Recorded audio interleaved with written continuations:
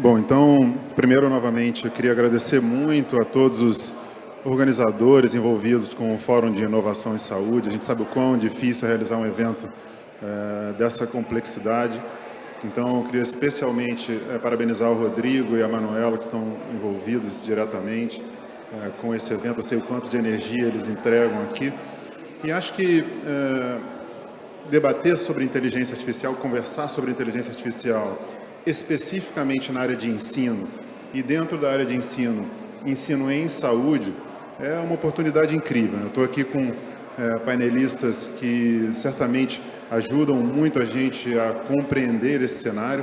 Eu acho que o nosso objetivo principal, já passando um pouco para vocês como eu pretendo dividir aqui as nossas provocações mais do que perguntas, de alguma maneira desbloquear o uso da inteligência artificial, especificamente no ensino, de forma equitativa, ética, principalmente segura. Então eu vou tentar dividir esse debate nos primeiros 30 minutos, se possível, 20 minutos, sobre os benefícios da inteligência artificial, e a segunda parte, onde a gente vai falar um pouco sobre os riscos da inteligência artificial nesse contexto de ensino. Hoje, e já começando, acho que já foi feita a apresentação, mas assim, lembrando, eu sou Marconi Santiago, sou professor livre-docente na Universidade de São Paulo. Estou aqui com o Felipe Spinelli, que é CEO, diretor executivo e diretor de ensino do IDOR. Estou aqui também com o Vinícius Guzmão, que é CEO da MedRoom, né? que também, além de IA, tem tratado muito sobre realidade virtual, né, Vinícius? E estou aqui também com o professor Cláudio Tinoco, da UF, que trabalha com radiologia, medicina nuclear, cardiologia. Então, acho que é um grupo que é complementar em vários aspectos. Antes de fazer a primeira provocação para vocês, eu lembro que um estudo recente mostra que, um estudo feito com alunos americanos, mostra que só para falar da nova forma de inteligência artificial aplicado, chamado de generativa, né, que hoje ficou muito popularizado pelo ChatGPT e outras ferramentas análogas, já é usado por cerca de 49% dos alunos no high school e 51% dos alunos no college. É muita gente. Então, isso traz, acho que equaliza aqui, faz com que as pessoas compreendam o tamanho da nossa responsabilidade. Então, para começar a primeira provocação para vocês, se a gente está falando, né, desde quando nós éramos alunos, né, aqui o Felipe que estudou no Santo Inácio, provavelmente tem os mesmos professores que eu, e aí para começar essa provocação eu vou dar um exemplo pessoal, viu, Vinícius e Cláudio, que eu acho que talvez o Felipe também tenha vivido. E esse exemplo pessoal começa com uma história onde eu fiz uma prova de matemática e dentro do desenvolvimento daquele problema complexo, eu lá no final acabei errando uma conta. E o professor de matemática me deu a pontuação pela questão inteira.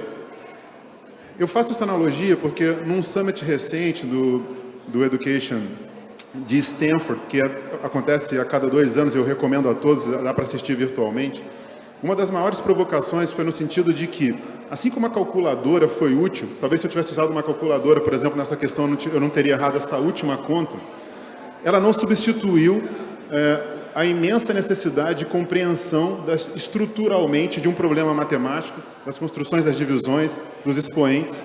Pelo contrário, ela foi usada como uma ferramenta adicional e hoje é popular em todas as escolas e faculdades.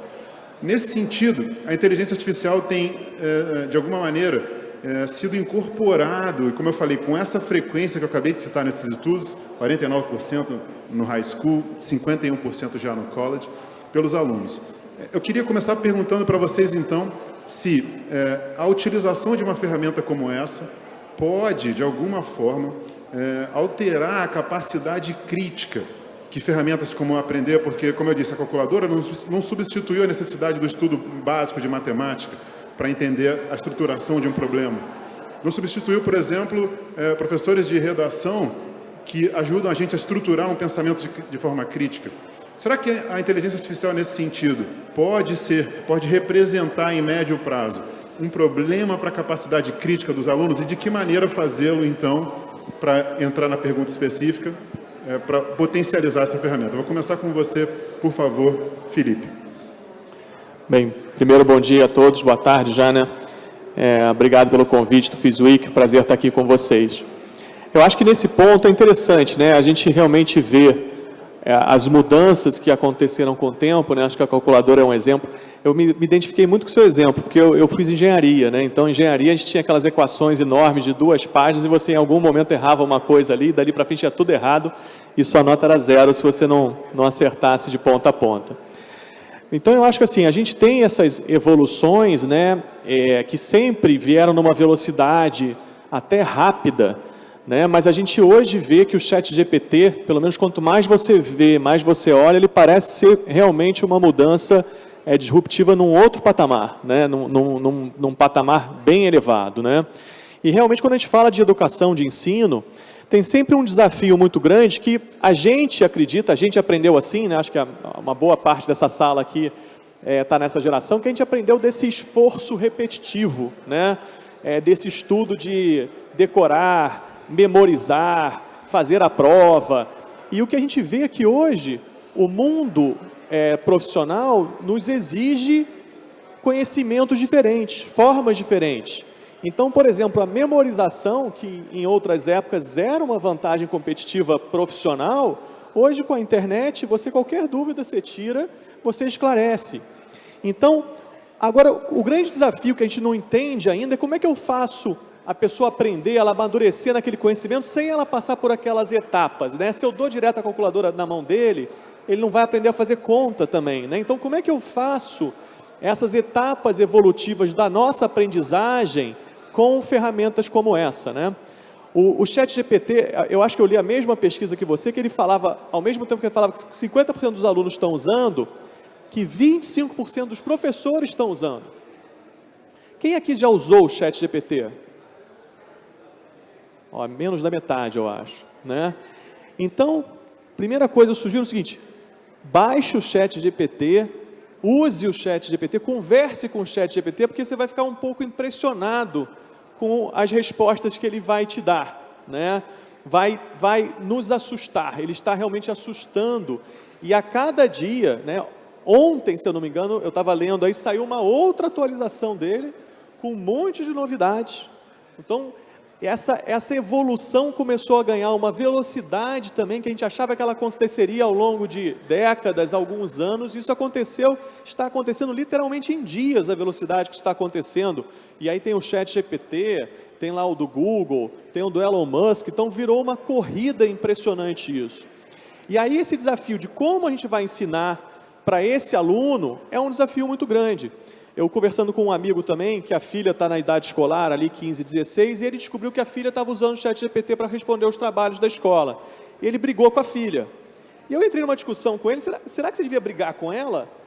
Ou será que ela está certa? Porque ela provavelmente vai ser de uma geração que vai trabalhar com o ChatGPT sendo um auxílio, sendo um apoio, sendo uma ferramenta de trabalho. Então, uma outra pesquisa recente que saiu também diz que, em primeiros testes, a inteligência artificial ajuda em quase 40% de melhora de produtividade do profissional. Então, o grande desafio nosso vai ser como eu vou trabalhar com essa ferramenta para ela me ajudar, né? E aí vem a pergunta, né? Aquela pergunta, mas o ChatGPT vai me substituir? Ou vai substituir o médico, usando o exemplo da medicina que a gente tem aqui como base? Provavelmente não, ou não num tempo curto. Mas ele vai substituir quem não sabe usar essa ferramenta.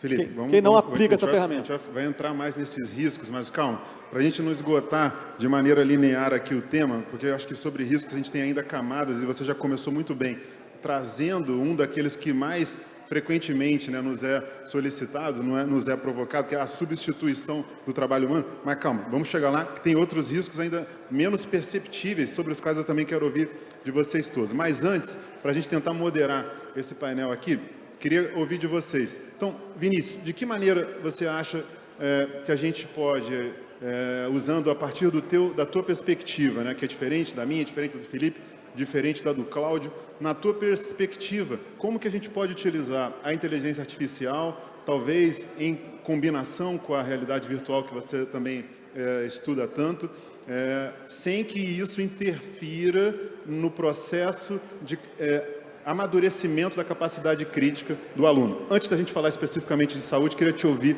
nesse cenário, para daqui a pouco ouvir o Cláudio também. Perfeito. Bom, boa tarde também. Muito bom estar aqui com vocês. Espero conseguir compartilhar alguma coisa interessante com vocês. Eu estou gostando muito das analogias que vocês estão usando. Eu tive um brevíssimo período de tempo na engenharia, na civil. E lá eu tive uma experiência muito interessante que foi a calculadora podia ser usada e na escola não podia. E eu vou além, era calculadora científica, então a gente tinha que aprender a usar a calculadora. Então não só a gente tinha que usar, como a gente tinha que aprender a usar a ferramenta.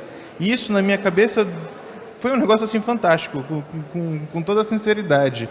E eu vejo esse movimento com inteligência artificial e tudo mais, eu vejo uma discussão como a nossa aqui, e eu fico pensando, poxa vida, deve ter tido um painel lá em 1970, quando estava surgindo o computador pessoal, do pessoal falando, mas como é que será que vai ser isso? E os alunos com acesso ao computador pessoal, conseguindo fazer coisa em casa? E depois, e os alunos com acesso à internet? E a Wikipedia? Então, uma coisa que eu acho que é importante a gente só deixar estabelecido é que é quase que uma força natural, né? É uma coisa, ela veio, foi criado e não tem como voltar atrás, porque, enfim, ela tem N benefícios, tem os seus riscos associados também, mas ela traz um nível de potencial de discussão que é muito diferente do que o que a gente tem até agora. É um nível de potencialidade da experiência humana mesmo, que eu me arrisco a dizer que uma calculadora foi. A calculadora, ela salva uma imensidão de tempo para a gente, ela traz o processo com mais assertividade, ela erra muito menos do que o humano, o que não significa que não precisa de um humano para operar. Teve uma pesquisa que eu estava lendo, anteontem, inclusive, que estava mostrando algumas coisas do tipo como a IA, especialmente o GPT, ele interpreta as imagens e o contexto delas. E uma coisa que ele trouxe foi, por exemplo, se você coloca imagens de ilusão de ótica, a máquina também cai na ilusão. Ela interpreta aquele dilema lá do vestido verde ou branco, ou azul e amarelo, não me lembro agora quais eram as cores, não foi esse exatamente o exemplo, mas ela traz uma interpretação humana, porque ela está baseada não só no dado que está lá dentro da máquina, ela não está baseada unicamente nos algoritmos que compõem um computador, ela está baseada também na experiência humana. E eu coloco isso pelo seguinte, a nossa forma de relação com esse tipo de tecnologia, para mim, é um desafio de entender. Sendo um desafio de entender a relação com a própria tecnologia, o fim dela, para mim, é mais complexo ainda. Então, o que eu penso? Eu penso que a gente vai entendendo e construindo esse processo por partes. A gente vai lá e coloca um pedaço desse processo para rodar, por exemplo, com relação a não pular passos. Uma grande vantagem da inteligência artificial na educação, com certeza, é a extrema personalização do ensino, da própria educação, de eu conseguir ter um acompanhamento em nível individual, que é uma coisa que com esse ensino pós-industrial que a gente tem, né, pós-revolução industrial, você coloca 60 alunos numa sala, 120 alunos numa sala, e se for falar de ensino superior em outros países, você coloca até mais do que algumas centenas de alunos dentro de uma sala. Como é que um professor dá conta disso? E até não entrando no risco, né, em específico, mas só para dar uma pincelada, eu não acho que as profissões acabam também com a IA, mas eu acho que elas, pelo menos, vão ser repensadas a partir das possibilidades que ela nos traz. Então, aí tem coisa para a gente discutir também. Vinícius, você coloca um ponto muito importante para passar para o Cláudio, que é onde a inteligência artificial pode entrar em termos de individualização. Você colocou muito bem, e daqui a pouco eu vou voltar a provocar o Felipe, quando ele deu o exemplo da filha do amigo dele. Porque você colocou muito bem, uma das principais vantagens, na minha visão, da inteligência artificial nesse aspecto de ensino é a individualização. Tanto do ponto de vista do aluno, como você colocou muito bem, e eu gostaria de aprofundar, porque através da IA, talvez a gente consiga encontrar dificuldades específicas que cada pessoa tem e, portanto, abordá-las com mais eficiência, ou em áreas específicas que cada aluno tem, se a gente estiver falando, por exemplo, de ensino fundamental, né? Talvez um aluno que tenha mais dificuldade no processo lógico da compreensão da matemática e seja muito bom na capacidade criativa, precise de estímulos diferentes. Então, se eu agrupo 35 pessoas em uma mesma sala de aula e os ensino da mesma maneira, pode ser que eu erre. A chance de errar em termos de quantidade, qualidade, maneira como eu interajo é muito grande. Talvez, nesse sentido, a inteligência artificial possa ser importante. E mais, também personalizar quanto aos professores. Porque nós todos aqui, professores, temos muita dificuldade de ter um feedback quanto ao que é ensinado. E se a gente puder projetar e simular com vastas quantidades de informação de volta que a inteligência artificial é capaz de nos dar, talvez a gente possa aprimorar a nossa capacidade de ensino, entender melhor como, eventualmente, colocar um pensamento, mais do que ensinar especificamente algo, explorar e transmitir novas formas de pensamento para os alunos, e acho que ter esse feedback para o professor também é muito importante.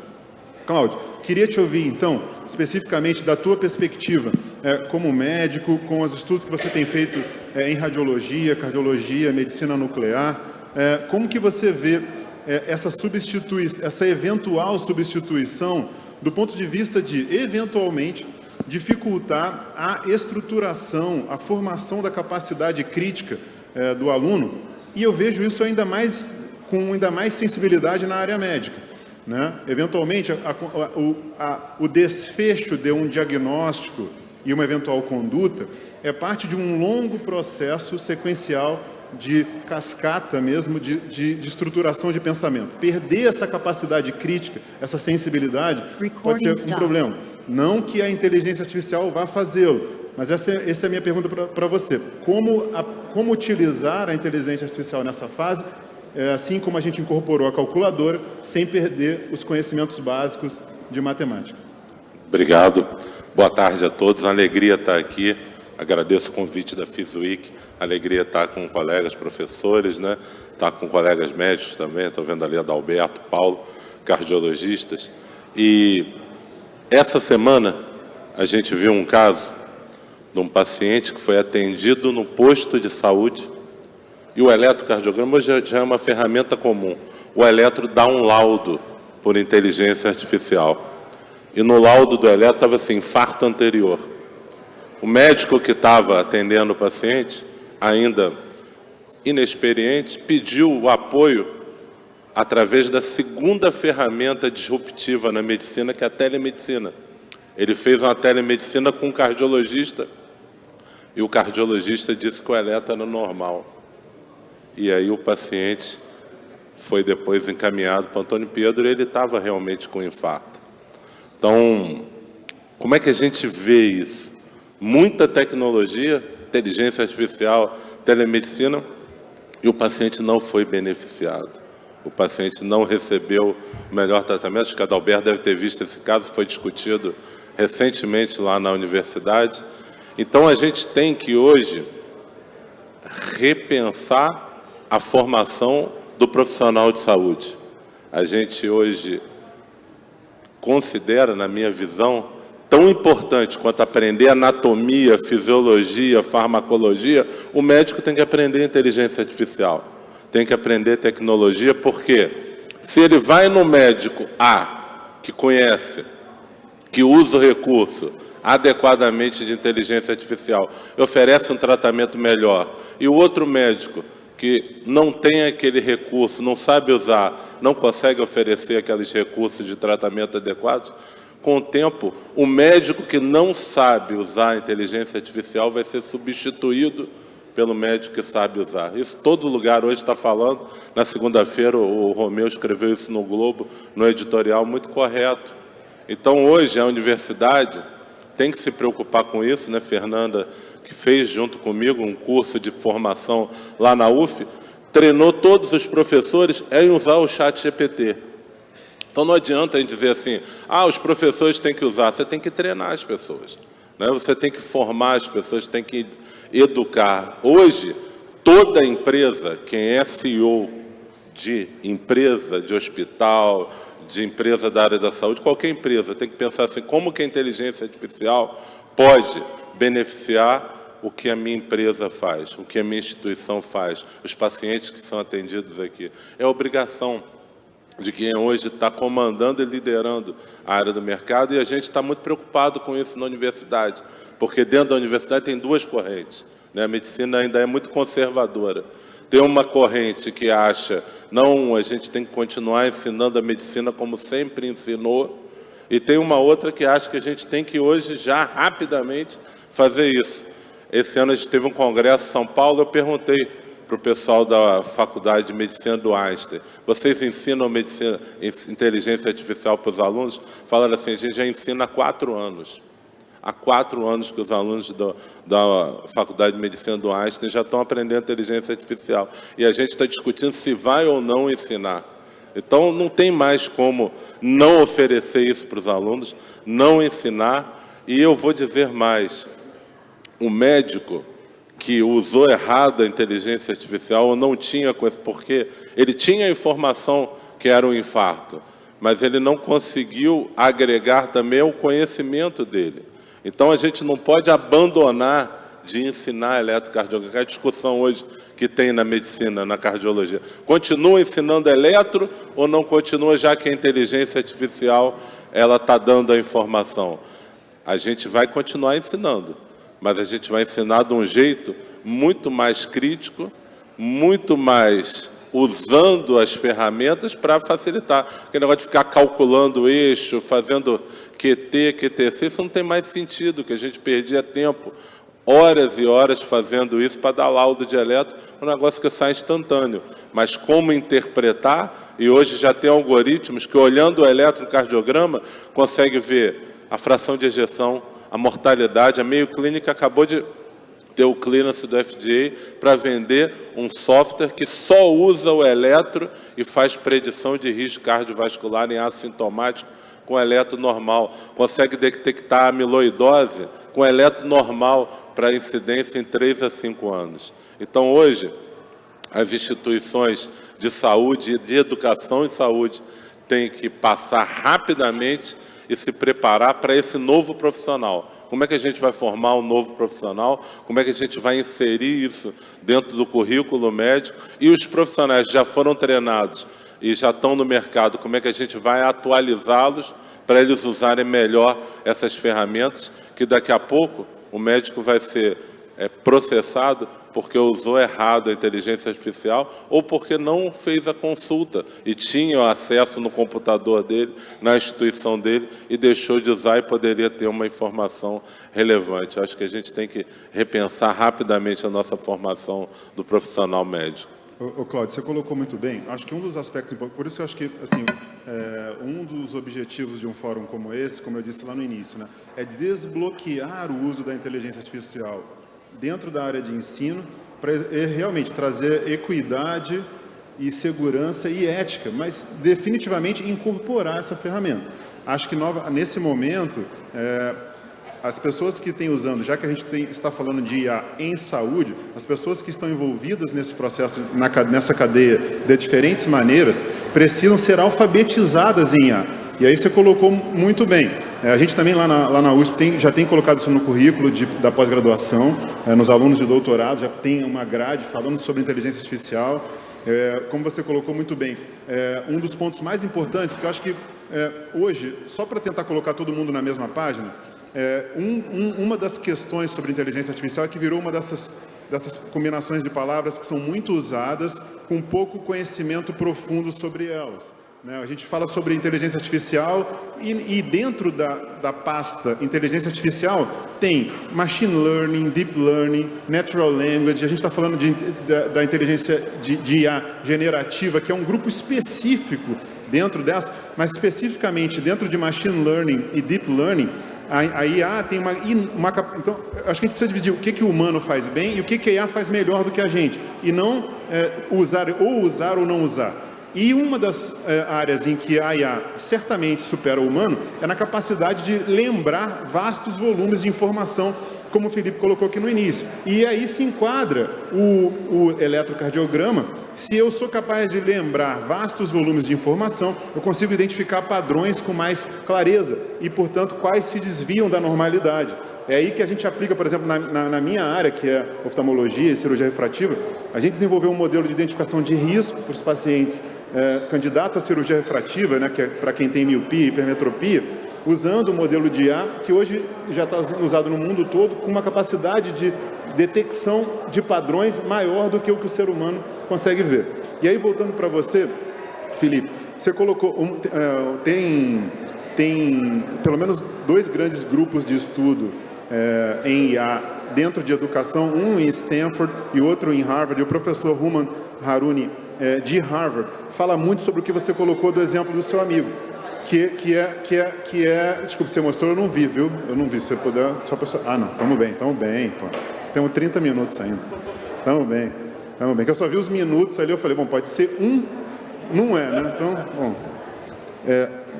E ele diz que um dos aspectos mais importantes obviamente, a gente não tem mais como lutar contra a inteligência artificial, e essa foi a mensagem que você passou para o seu amigo, e pelo contrário, a gente precisa entender nessa nova geração, como eu falei, dentro desse novo processo de alfabetização que inclui aprender como lidar com a IA, mas mais do que isso, onde a IA pode não só ser uma ferramenta útil no trabalho, mas ela pode levar a minha capacidade de pensamento para um outro nível. Isso se refere tanto a, por exemplo, problemas muito técnicos. O professor Haruni dá um exemplo muito clássico, onde ele coloca uma situação onde precisaria de raciocínio lógico, solicita a resposta dos alunos e compara com a resposta que ele obteve da inteligência artificial generativa. E ele mostra que nenhum dos alunos deu uma resposta parecida com a que a IA generativa deu. Naquele momento, estabeleceu-se uma tensão no ar. Mas ele não queria essa tensão, ele só queria que, olha, vocês podem usar essa informação da IA para levar o pensamento de vocês para outro nível. Isso que vocês não tinham pensado, incorporem isso sobre o qual vocês não tinham pensado ao pensamento de vocês e levem essa base que vocês têm para um outro nível. A mesma coisa sobre criatividade. A gente tem exemplos inúmeros em que a IA pode ser um estímulo, um gatilho para aprimorar a criatividade. Então, queria te ouvir nesse sentido, já que você trouxe esse exemplo do seu amigo, de que maneira o que você pensa sobre isso e de que maneira você acha que isso pode ser melhor implementado, principalmente na tua perspectiva, que lida com um enorme número de médicos, de alunos? Eu acho que, assim, eu também já superei essa discussão se ela vai ficar ou não. Acho que ela já ficou, já chegou e não tem volta, né? Então, eu acho que a grande discussão desse ponto, nessa questão de ensino, né? Eu acho que a gente tem um grande desafio, porque a gente, durante décadas, a gente sabia para qual mercado a gente estava preparando um aluno. A gente sabia para qual futuro a gente estava preparando esse aluno, ou achava que sabia, né? E isso começou a ganhar uma velocidade agora tão grande nas últimas décadas, nos últimos anos. Eu acho que agora a gente tem uma certeza que a gente não sabe para qual futuro a gente está preparando o nosso aluno. A gente tem a certeza. A gente não sabe qual mercado de trabalho esse aluno vai encontrar. Então, o fato da inteligência artificial, né, ela vai, vamos supor assim, né, ajudar em tarefas mais básicas, em tarefas que são mais memórias. Então, ela vai obrigar o quê? O caso que o Dr. Cláudio contou. Obriga que você vá para o próximo passo. Você já tem que tomar uma decisão mais evoluída. Você já teve uma informação aqui, já cabe ao médico tomar ali uma decisão que ela é mais complexa. Exige dele já um grau superior de conhecimento. Ele tem que entender o que a máquina fez, qual foi a outra opção que ele fez, e ele tem que subir na camada de decisão. Isso está sendo chamado do upskilling, né? Você vai ter que subir nas suas qualificações, porque a máquina vai começar a pegar as tarefas mais básicas. Então, se você não tem capacidade, ou seja, não consegue aprender e tudo mais, naquelas que é um problema até de desemprego discutido hoje, você não vai conseguir fazer esse passo para cima. O nosso desafio vai ser preparar, como educadores, preparar pessoas para o upskilling ou para o reskilling, que vou para outro lado, onde a máquina ainda não chegou, né? Agora, esse desafio, ele passará a ser constante para todos nós. Eu também acho que todas as nossas profissões passarão a ter esse desafio. Olha, então aquele trabalho que o estagiário fazia, que você fazia uma apresentação, ficava no PowerPoint ali 2, 3 dias preparando uma aula, você provavelmente vai fazer isso em minutos, porque te ajudou. E você vai para o próximo passo já de uma tomada de decisão. E eu acho que isso para nós, quando a gente pensar nas profissões e nós como educadores, como ensinar isso, eu acho que é muito complexo. Acho que é um desafio realmente bem complexo, como a gente traz isso para preparar o aluno para esse mundo futuro, que no fundo é um mundo muito ágil, né? Muito flexível. Então a gente realmente vai ter que ensinar esses alunos, aí eu acho que vem o exemplo do Einstein, eles têm que entender, como você falou, dados, machine learning, o que essas ferramentas fazem, qual tipo de resposta elas vão te dar para que você consiga trabalhar em cima delas. Então, passará a ser uma corrida constante para todas as profissões. E essas profissões, só fechando aqui, aonde elas vão buscar ajuda? Na educação, porque você vai ter que buscar na educação esse próximo passo. E provavelmente, então, a inteligência artificial que vai te ajudar também a se preparar para esse próximo passo. Então, você pega, vou pegar só como exemplo um profissional da medicina, pegar aqui o nosso amigo oftalmologista, a quantidade de papers que você tem hoje para se atualizar, ela é humanamente, provavelmente, chegando quase impossível a quantidade de coisas que você tem que ler para estar atualizado. A máquina vai estar lendo ali 24 horas e uma máquina individualizada vai saber em qual nível está o seu conhecimento para te trazer, então, para você o próximo passo, qual paper saiu importante, não sei aonde, o que você tem que ler, para ajudar também você a acelerar o seu conhecimento nesse mundo novo. Eu acho que esse é um ponto importante. A gente provavelmente, né, para passar para o Vinícius, teve esse debate, Felipe, lá no final do século XVIII, quando a gente começa a Revolução Industrial, e o que aconteceria com os seres humanos naquele período. E o que aconteceu foi exatamente o que você colocou, um processo de reskilling, ou seja, eu preciso aprimorar novas ferramentas para encarar esse mundo que apresentava-se inexoravelmente à minha frente. Não tinha mais volta. Precisaria mudar. E antes de passar para o Vinícius, eu só queria te fazer uma pergunta específica. Lá no IDOR, vocês já estão com uma estrutura didática que abrace a inteligência artificial? Qual é o plano de vocês, digamos assim, nesse sentido, para incorporar essa ferramenta no sentido de ensiná-las a esses novos profissionais em diferentes áreas? No IDOR, primeiro a gente tem um trabalho bem grande de pesquisa, né, estudando esses impactos, né? A gente faz um trabalho também muito interessante de apoio à rede, que é uma rede de educação, que é liderada pelo professor Roberto Lente, que já discute bastante esse assunto na educação. E o que a gente está discutindo isso é que tudo que a gente crie hoje já traga esses conceitos para dentro. E aí, sendo muito sincero, acho que todo mundo que trabalha com isso vinha num ritmo que era, vamos dizer assim, de ensino à distância, aprendizagem adaptativa, usando uma série de ferramentas nas quais o ChatGPT ele bagunçou tudo. Ele meio que mostra, fala assim, olha, tudo que você estava fazendo, eu faço agora muito mais rápido. Então, eu acho que está todo mundo agora entendendo, e como eu falei, essa semana foi anunciado que você consegue ter ChatGPTs personalizados, então você vai conseguir treinar ChatGPTs para temas específicos. Então, isso muda tudo. Então, tudo que eu na semana passada pensava, eu olhando isso, falei assim, poxa, já dá para fazer outras coisas. Então, há uma velocidade agora muito grande de tentar entender o que está acontecendo para ainda pensar nas próximas soluções. E passando para vocês, Vinícius e Cláudio, queria ouvir de você, Vinícius, como que você vê, da tua perspectiva, né, como CEO de uma empresa de tecnologia, como que a gente consegue como a gente consegue utilizar a inteligência artificial exatamente como algo que é complementar à capacidade humana, aumentando, né, expandindo o nosso pensamento. Queria te ouvir especificamente sobre isso, para a gente já, daqui a pouco, falar um pouquinho mais sobre os riscos que eu acho que o Felipe tocou aqui, e há uma área importante na hora que a gente utiliza isso de maneira pragmática, consistente, né? E tem riscos aí bastante sutis que a gente também não pode negligenciar. Mas queria te ouvir sobre a capacidade de expansão, né, do potencial humano quando ele utiliza ferramentas de inteligência artificial, tanto da tua perspectiva, quanto depois já na sequência o Cláudio. Tá. Eu vou tentar usar exemplos práticos de como que a gente está trabalhando com isso hoje, né? A MedRoom, que é a minha empresa, ela faz parte de um grupo de educação, a Anima, talvez vocês conheçam. Eu faço parte da Inspirali, que é a vertical de faculdades de medicina do grupo, e lá a gente está tendo a chance de colocar vários conceitos à prova. Então a MedRoom, ela desenvolve experiências para treinamento em saúde usando realidade virtual. A gente tem uma experiência que está no mercado há algum tempo, que é uma experiência de anatomia. Você vai lá, veste os óculos de VR e faz uma dissecação num corpo, um corpo realístico, vivo, com tecido de aspecto vivo e tudo mais. A gente fez esse trabalho, lançou a primeira versão em 2018, depois a gente veio para a parte clínica da coisa. A parte clínica da coisa é você veste os óculos e você vai fazer um atendimento ao paciente de fato. Vai fazer uma anamnese, vai fazer um exame físico e vai dar orientações para esse paciente. Conforme esse desenvolvimento foi acontecendo, a gente, lógico, vai fazer uma série de pesquisas, né? Vai fazer benchmarking, vai entender como que a simulação acontece, quais são as estratégias que são usadas pelos professores, pelas empresas, enfim, para treinar esse público. E o que a gente viu que talvez a experiência mais interessante em termos de dinâmica é a simulação com atores. Então você traz um ator, ele estuda um caso e ele vai atuar como um paciente. O aluno vai fazer o atendimento desse paciente-ator. Só que o que acontece?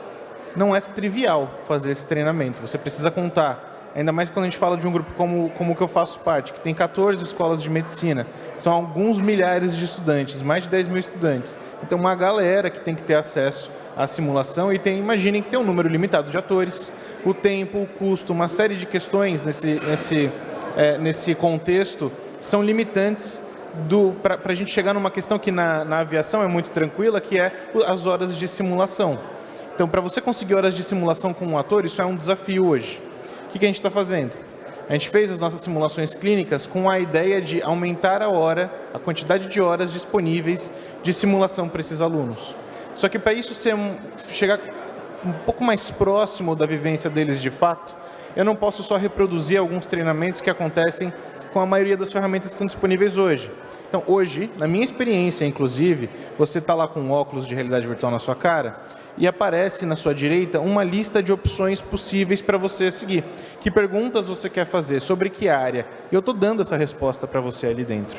Quando a gente muda o paradigma, e a gente fez as primeiras provas de conceito disso, viu que é viável e a gente vai avançar um pouco mais profundamente ano que vem, é o seguinte: eu elimino essa parte do treinamento e agora você de fato conversa com o paciente. Então o que eu estou fazendo? Eu estou treinando uma instância do GPT-4, inclusive, para que ela seja o paciente Gregório, para que ela seja o paciente Simplício, a paciente Ana Rosa, que são alguns dos pacientes virtuais que a gente tem. E aí o aluno consegue ele conversar com o paciente e ele ter a iniciativa de fazer essa conversa, inclusive. Então eu vou ter a capacidade de ter uma interação um pouco mais próxima, lógico que ela não é igual, né? A gente tem várias coisas que uma coisa serve melhor, outra serve para outro momento. No paciente ator você não tem como colocar uma lesão nele, mas no virtual tem. Só que o virtual também não vai responder como um paciente vivo responde a uma situação inusitada. Então, tem um balanço do que é interessante ou não de se colocar em cada uma das experiências. Mas essa é a forma que a gente está seguindo. A gente consegue fazer essa simulação ser customizada a ponto de o aluno vai se expressar, e ele não vai seguir um caminho que eu pré-criei, ele vai se expressar, e aí eu tenho outras inteligências que vão analisar essa expressão para saber se ela está muito distante de um caminho ideal. Então eu tenho um caminho feliz de um atendimento, o caminho mais eficiente, o caminho mais empático, o caminho ideal de atendimento, mas não é o que a gente vai buscar que o aluno siga, ele vai seguir o dele. Ele vai colocar o dele à prova e a gente vai analisar o quão distante isso ficou e vai dar um feedback específico para a experiência dele. Então, veja, né, a gente consegue, ao mesmo tempo que a gente está aumentando a oferta de uma possibilidade, que hoje ela é humana, porque eu dependo dos atores, eu também tenho essa outra capacidade que é, eu, enquanto usuário, vou poder ir lá e vou poder treinar várias vezes e vou ter o meu próprio treinamento, a minha própria expressão, a minha pessoa, de fato, sendo analisada e não necessariamente um caminho que alguém pré-definiu para mim lá atrás. Isso que você colocou é tão bom, porque assim, além de ser parte disso do que a gente colocou, que é utilizar a inteligência artificial como ferramenta para, de alguma maneira, individualizar a capacidade específica daquele indivíduo que está sendo treinado, você ainda trouxe para a discussão um dos pontos que a gente identificou no nosso lab lá na USP de inteligência artificial, que uma das áreas onde a IA pode ser mais útil é no processo de aprendizagem, trazendo para o processo de aprendizagem a capacidade do indivíduo usá-lo sem medo. Porque a gente, numa sala de, às vezes, 30, 40 pessoas como essa, talvez aqui 20, 15% levantem a mão para perguntar algo, mas talvez tenham ali 70%, 60% que gostariam de expressar uma dúvida muito específica e não fazem por personalidade. E quando usam uma ferramenta como a que você colocou, conseguem fazer isso, conseguem explorar a sua dúvida sem medo de julgamento. Então, acho que esse também é um ponto muito interessante do que você trouxe. E aí, para te levar para você, Cláudio, queria que você também comentasse sobre isso, já que você tem aplicado o processo de ensino de inteligência artificial na sua universidade, como que você vê, quais as características da aplicação desse processo que de fato são úteis no seu grupo e de que maneira você acha que isso pode ampliar, né, que é a pergunta inicial dessa rodada, o alcance do conhecimento desses alunos. Ótima colocação. Então, hoje eu acho que o professor tem muito a se beneficiar da inteligência artificial. A gente tem usado, Fernanda também tem trabalhado com a gente lá no laboratório. A gente tem um laboratório, tá, até convido vocês a conhecer, na entrada aqui no hall do prédio, a gente está com uma exposição, é o Health Science Education Lab, tem as peças de fabricação digital, tem os óculos de realidade virtual da Casa da Descoberta, da UF, vocês vão poder fazer uma imersão, a gente está com a impressora 3D lá também funcionando, tá, localmente funcionando, e a gente atua da seguinte maneira: primeiro, a inteligência artificial ajuda a tirar dúvidas do aluno, tirar dúvidas dos pacientes, a preparar os pacientes para exames médicos, já tem vários artigos mostrando isso, a escrever protocolos de pesquisa. Então, a gente escreveu recentemente uma proposta de um protocolo, um doutorado. Entramos no chat GPT, uma coisa que você ia demorar horas sentados com o aluno, a gente em 20, 30 minutos já estava com o escopo todo escrito, e aí vamos agora na literatura melhorar isso, aquilo.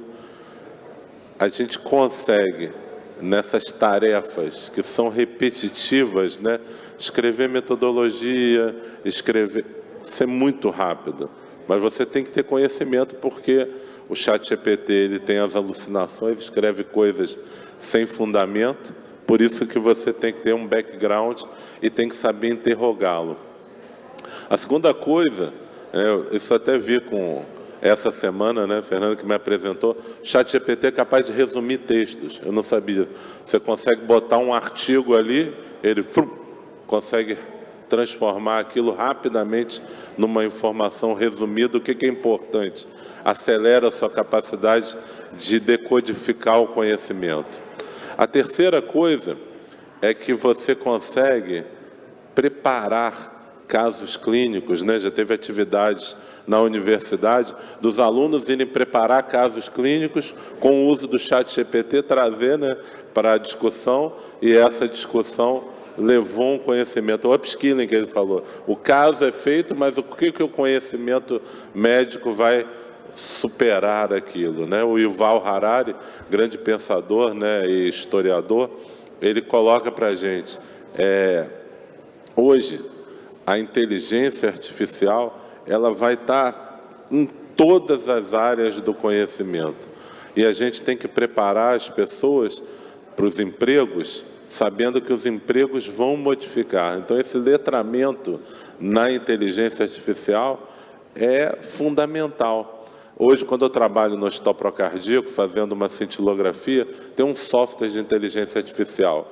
Faz um trabalho que demorava 20 minutos, que era para melhorar a imagem, fazer correção de atenuação. Você aperta um botão. E aí o negócio é tão mágico que a gente não acreditou, né? Então, a gente fez um projeto de pesquisa, de mestrado, o Rafael Coutinho está fazendo lá na UF, a gente analisando as imagens pelo convencional e com a inteligência artificial. E não tem como você diferenciar. A gente mandou para pessoas no Canadá, pessoas na Itália, pesquisadores no Brasil, não conseguem diferenciar o que é uma imagem trabalhada pelo ser humano e trabalhada pela inteligência artificial. Você poupa 20 minutos. Esse projeto foi premiado, né, melhor trabalho de residente no Congresso da Socerge esse ano.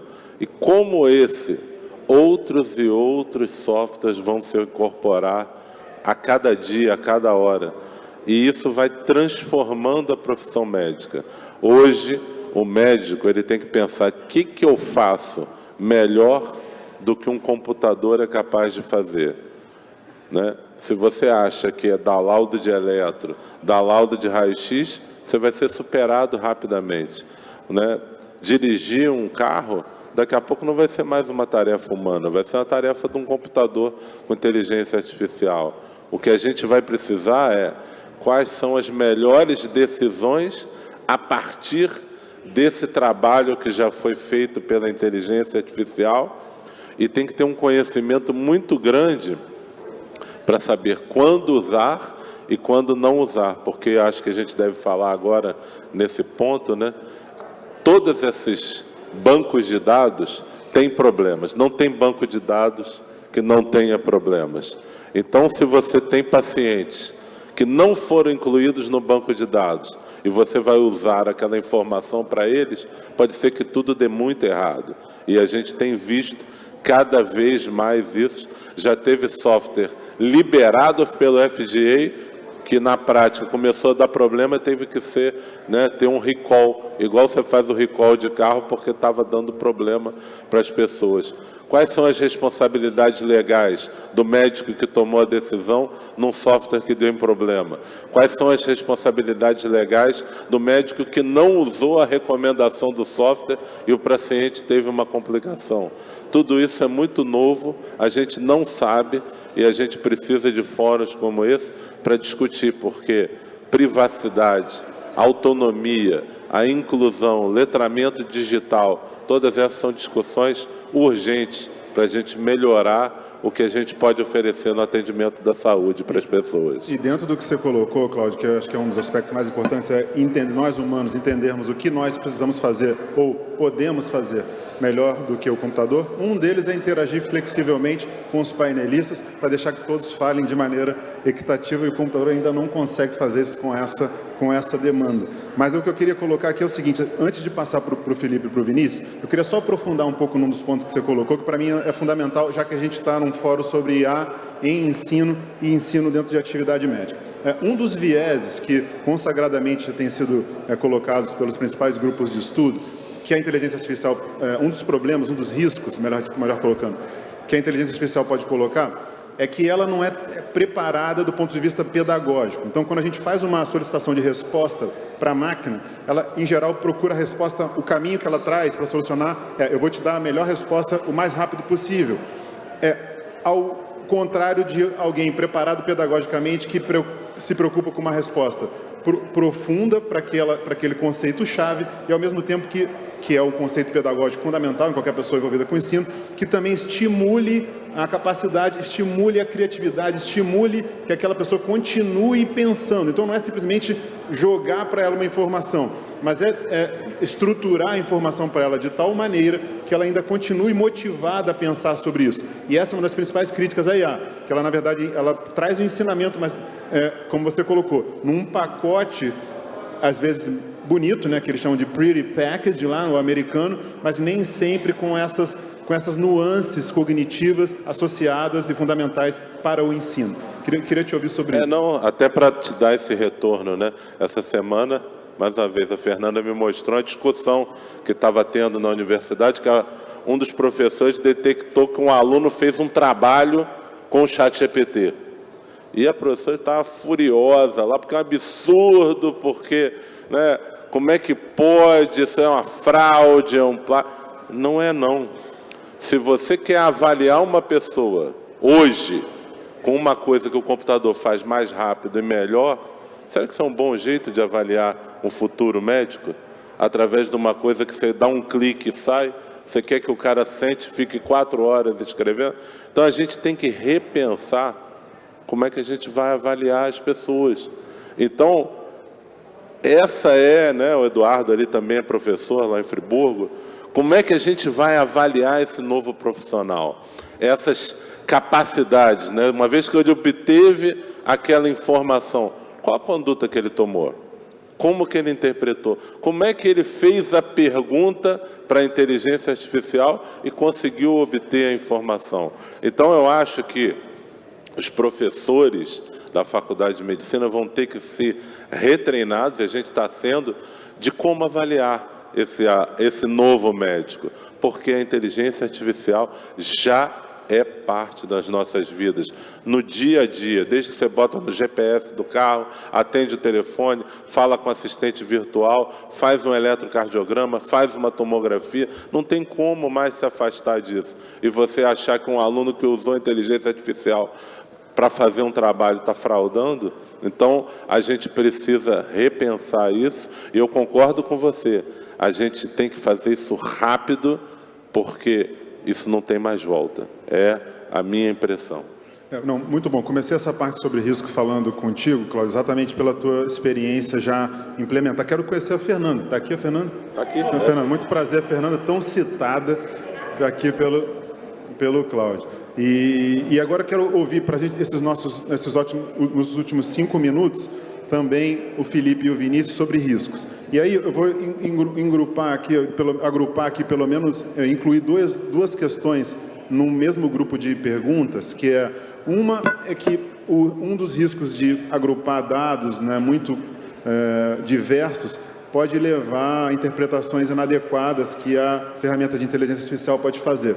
E um outro ponto que é bastante importante é que isso pode levar, muitas vezes, a quem passa a usar sistematicamente a ferramenta de IA a uma crise de motivação, no sentido de que, olha, já tem algo aqui fazendo por mim. E aí talvez a gente separe em 2 grupos de humanos, os que se mantêm motivados e que a partir daí possam expandir a sua mente criativa, e os que se acomodam. Pelo contrário, eu vou usar aqui, ao invés de pensar, eu vou usar realmente a inteligência artificial para fazer por mim. Então, eu queria começar te ouvindo sobre esses riscos. Felipe, para depois passar para o Vinícius.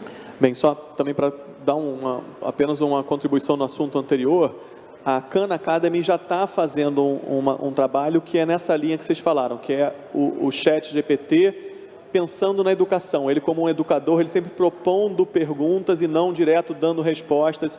Vale pesquisar esse trabalho da Khan Academy, que é uma instituição muito legal também de acompanhar. Assim, quando a gente olha os riscos, né, realmente há inúmeros riscos em várias frentes, é uma discussão que está sendo acelerada também, né? Eu vou parafrasear um amigo meu, que é o Dr. Luiz Vicente Riso, que ele fala assim, olha, sempre que eu vi isso nos filmes de Hollywood, deu errado no final, né? Tem o Robô lá, o Exterminador do Futuro. Então, minha pergunta é o seguinte, só aonde que fica o botão de desligar esse negócio quando eu quiser desligar? E isso é realmente uma preocupação que eu tenho junto com ele. Mas eu acho que o que a gente vai ter, na minha opinião, são os riscos, mas a gente vai ter uma fase agora, na minha opinião, de grande inovação para a gente, no setor, nas profissões, na educação. Então, assim, eu acho que é muito realmente mais encantador pelo lado das oportunidades. Realmente apresentam riscos, é necessário realmente regulações específicas, exposições de dados, e eu acho que realmente em algumas profissões isso vai acontecer. Algumas profissões vão ficar desmotivadas, elas vão praticamente sumir, e vai ter que realmente, e isso que eu acho, né, as gerações dos nossos avós faziam uma faculdade, aquilo era a carreira da vida inteira, né? Na nossa geração, a gente aprendeu que a gente tinha que estar aprendendo, fazendo curso e tudo mais. Agora a gente vai ver que é o seguinte, as profissões vão mudar, vão fechar portas, vão abrir outras. E principalmente nessa fronteira que a gente está falando, de quem sabe mexer com isso, entender isso, trabalhar nisso, vai ter muita oportunidade, vai ter muito trabalho legal, vai ter muita oportunidade, mas esse trabalho, como a gente falou aqui, exige uma qualificação maior. E esse é o desafio que a gente tem como país, Brasil, né, de uma qualidade educacional baixa, talvez nem todos consigam dar esse passo. É uma oportunidade, mas também um desafio. Vinícius, queria te ouvir também sobre esses aspectos dos riscos, né, associados à implementação. Você começou a falar um pouco isso no início, principalmente, né, eu acho que agrupar informações sem o supervisionamento humano trazem desafios muito difíceis de lidar, não intransponíveis, mas que precisam, na minha visão, serem verificados com a atenção devida. E acho que o Felipe colocou muito bem.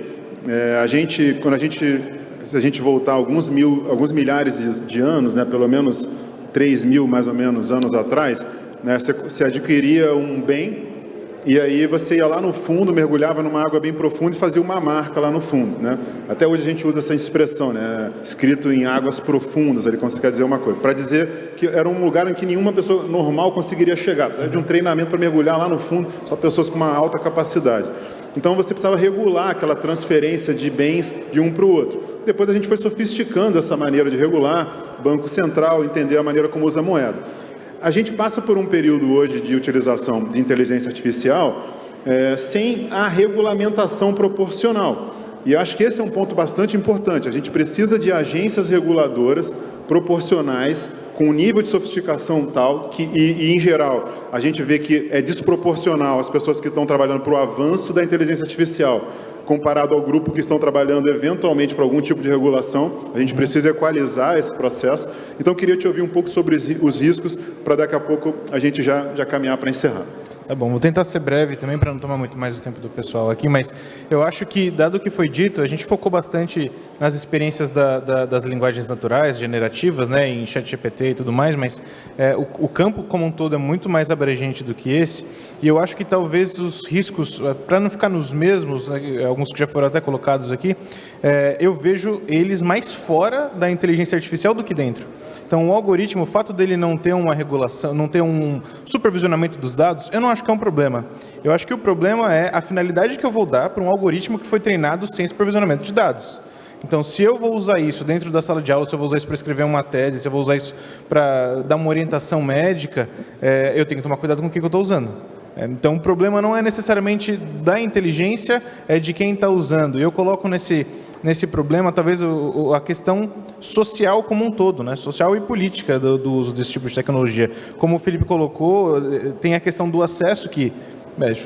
falou-se de acesso à saúde muitas vezes aqui nesse evento já, e o acesso à tecnologia, a internet como direito básico, também é uma questão que é extremamente relevante nesse aspecto. Então, eu acho que essa questão da finalidade que a gente vai dar para o uso dessas tecnologias, talvez seja um risco maior até do que a tecnologia em si. Ela vai quebrar tudo, porque é o jeito que a gente faz as coisas ao longo da humanidade, né? A gente foi quebrando mesmo, não tem muito o que fazer. E eu acho que ela coloca uma série de conhecimentos e pressupostos nossos, valores, cultura, sistema... O capitalismo está em risco com a inteligência artificial, na minha visão, quando você fala, por exemplo, dessa questão da distribuição desse conhecimento, do conteúdo. Vejam as discussões de direito autoral, de licença de propriedades que a gente tinha. Essa discussão, por exemplo, ficou apimentada com o Napster e as plataformas digitais com música, aí vem Netflix, aí agora vem inteligência artificial que se baseia para criar coisas novas em coisas de autores. Então, os limites vão ser todos dissolvidos de novo, né? A gente vai entrar numa dissolução de novo desses limites, vai ter conflito, não tem como não ter, e esse conflito, tomara que não escale para coisas violentas, mas nesse sentido, acho que não tem jeito até a gente conseguir entender e solidificar de novo limites que vão gerir esse tipo de assunto. Eu acho que um dos pontos importantes, assim, para a gente encerrar, que acho que a gente acabou o nosso tempo, né? Primeiro, queria novamente agradecer muito aqui aos painelistas, a generosidade de vocês compartilhar com a gente sobre um tema tão profundo, né? Felipe, Vinícius, Cláudio, com perspectivas tão diferentes. E para finalizar, assim, eu queria só passar como mensagem para vocês que, e acho que o Cláudio citou aqui o professor Yuval Harari, um dos pontos que eu acho que ele traz de maneira muito elegante é que a gente precisa entender onde, na minha visão, a inteligência artificial talvez seja o ponto mais crítico, que é no domínio da linguagem. Acho que o domínio da linguagem talvez seja um dos pontos mais importantes. Então, se eu puder deixar uma mensagem final para vocês da minha parte, lembrar que, por exemplo, direitos civis nada mais do que uma construção de histórias que contaram para a gente organizou através da linguagem. A partir daí a gente foi passando de geração para geração. Dinheiro nada mais do que aquilo que alguém contou para a gente que aquilo valia, né? E a gente foi passando de geração para geração. Hoje nem nota mais, são digitais. Então tudo isso são nada mais, nada menos do que artefatos culturais, escritos, criados pelo domínio da linguagem. Quando a inteligência artificial é capaz de dominar a linguagem, é aí que para mim está o maior risco. Eu dou um exemplo de um grande cientista do Google que foi a público e disse que ele estava convencido de que a inteligência artificial que ele vinha usando, né, o análogo do Google do ChatGPT, era senciente, conseguia entender e pensar. Tem um problema enorme nisso, que é, primeiro, ele ter achado isso, que ele ter dito isso, né? Mas o mais importante é como que aquela inteligência artificial foi capaz de elaborar uma linguagem tal para convencer um cientista da computação de que ela era senciente. O problema está aí. Não está no fato dele ter verbalizado isso somente. Está no fato dessa inteligência ter sido capaz de convencer uma pessoa treinada. Qual é o potencial risco disso? Qual é o potencial risco disso aplicado a ensino fundamental, ao ensino médio? Né? Se a inteligência artificial for capaz de dominar a linguagem, convencer grupos enormes de pessoas sobre pensamentos que talvez não sejam tão éticos, sobre pensamentos que talvez não sejam os mais corretos, os mais adequados para aquela população. Então, pessoal, eu quero lembrar a todos que a inteligência artificial é incrível, mas antes disso tem um outro tipo de inteligência que eu acho que é ainda melhor, que é a inteligência real de nós humanos para aplicar tudo isso. Muito obrigado pela atenção de vocês.